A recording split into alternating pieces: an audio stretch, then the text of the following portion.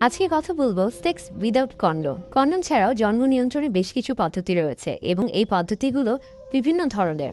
আমরা যদি এভাবে বলে থাকি যে জন্ম নিয়ন্ত্রণের ক্ষেত্রে পদ্ধতিগুলোকে প্রধানত দুই ভাগে ভাগ করা হয়েছে। একটি হচ্ছে স্থায়ী পদ্ধতি এবং আরেকটি হচ্ছে অস্থায়ী পদ্ধতি।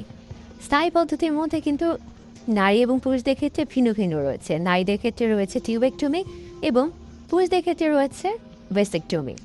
অস্থায়ী পদ্ধতিকে আবার কিন্তু দুই ভাগে ভাগ করা যাচ্ছে। একটা হচ্ছে স্বল্পমেয়াদী এবং আরেকটা হচ্ছে দীর্ঘমেয়াদী।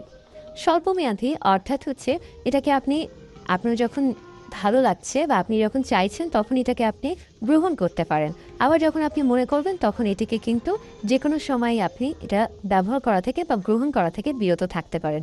তবে এটা মূলত হচ্ছে স্বল্প সময়ের জন্য হয়ে থাকে। এবং অস্থায়ীর মধ্যেও যেটা আছে যে দীর্ঘমেয়াদী, সেটাও কিন্তু আপনি চাইলে, অর্থাৎ এটাও কিন্তু রিভার্সিবল। আপনি যখন চান আপনি কিন্তু চাইলে সেটাকে আবার